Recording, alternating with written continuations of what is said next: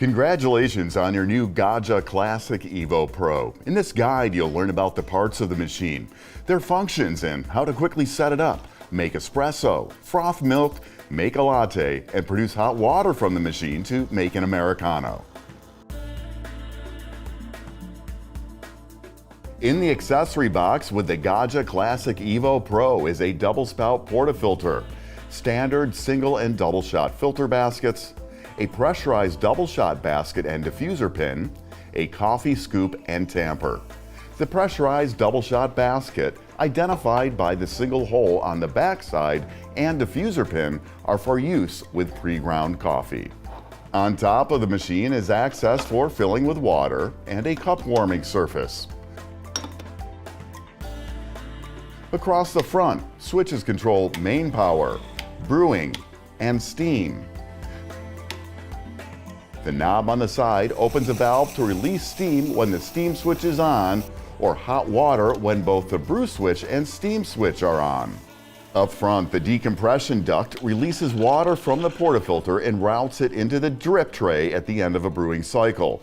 The duct can be removed by pulling straight down. With a duct, portafilter, and drip tray removed, the water reservoir can be slid out of the front of the machine for filling if desired. To start up the machine, first remove and rinse the reservoir.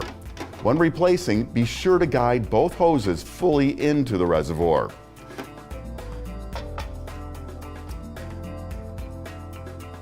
Fill the reservoir with water to the max line. Place a receptacle below the group and turn on the main power switch. Then press the brew switch and you will hear the pump come on. In a few seconds, water will dispense from the group head. Continue running the pump until at least 5 ounces or 150 milliliters of water is dispensed. Then turn off the brew switch. Allow the machine to warm up for 10 minutes. Keep the portafilter mounted in the group head during this time and when not in use so it warms up as well. You will make a higher quality espresso if you grind whole beans fresh right before making it. But if you do not have a grinder, you can use store-bought pre-ground coffee that's intended for espresso brewing or use pre-packaged ESE pods. If using store-bought pre-ground coffee, be sure to install the diffuser pin and the pressurized double-shot filter basket in the portafilter. That's the one with the single hole on the back side. If using ESE pods, mount the standard single-shot basket. For pre-ground coffee, load the pressurized filter basket with 1 scoop of coffee for a single shot or 2 scoops for a double shot. Use a tamper to lightly compress the coffee. For ESE pods, simply place the pod in the standard single-shot filter basket.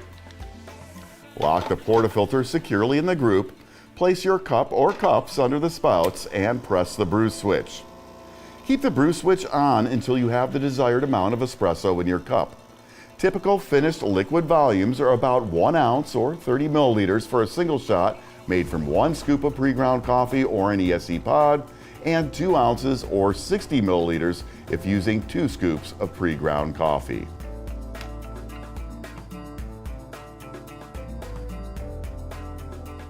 If grinding your own whole beans fresh, don't use the diffuser pin and install either the single or double shot standard filter basket. Those are the baskets with many holes.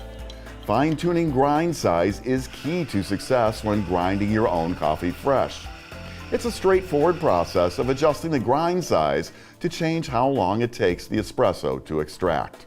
Grinding finer slows down the extraction, and grinding coarser speeds it up. The goal is for the entire extraction to take about 25 to 30 seconds. Timing is the same for single and double shots.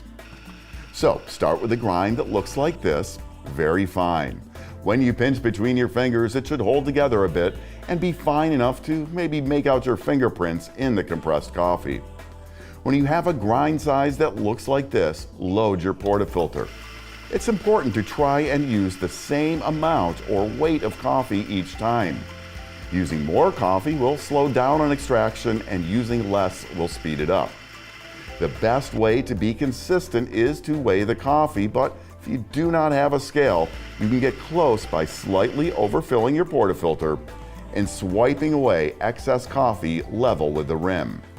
With the coffee loaded, use a tamper to firmly and evenly compress the coffee.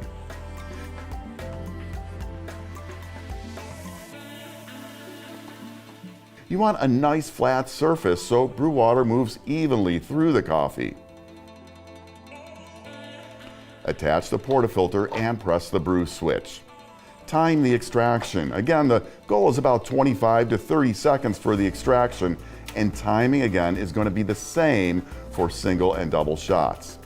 If your extraction was too slow, adjust the grind size a little coarser and try again. If the extraction was too fast, adjust the grind size a little finer to slow it down.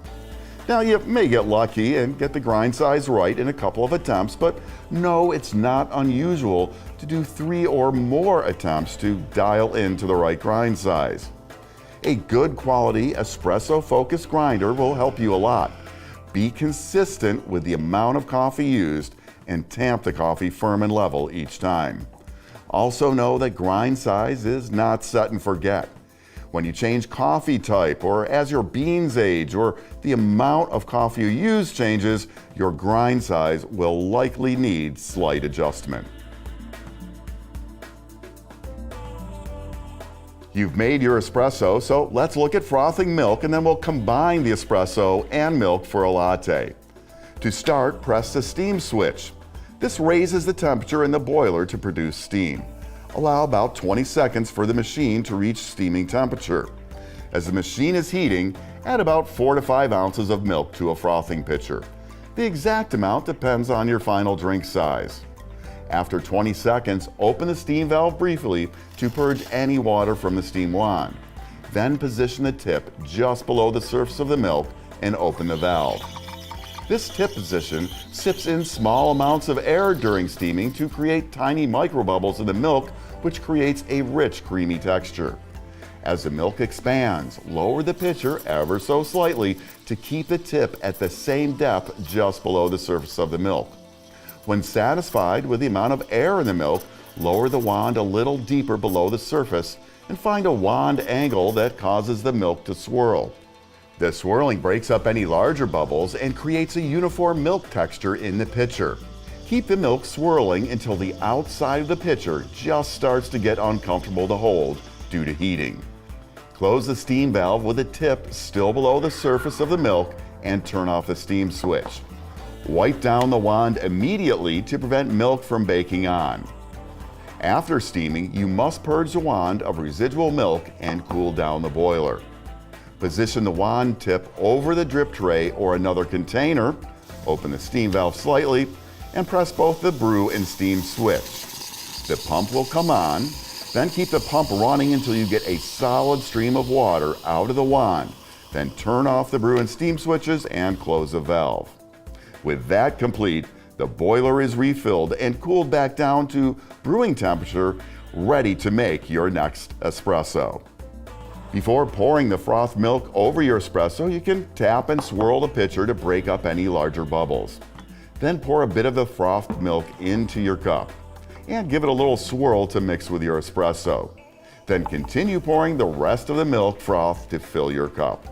It'll taste great just like this, or with a little practice and the help of online tutorials, you can dress it up with some latte art. The Gaggia Classic Evo Pro can dispense hot water for many uses. A popular one is the Americano. It's a trendy beverage for those who prefer a larger cup of coffee and is simply hot water added to espresso. For that, make an espresso in a larger cup, then position the cup under the steam wand. Open the valve and press both the brew and steam switch. Fill the cup with the desired amount of water. Then turn off the brew and steam switches and close the valve.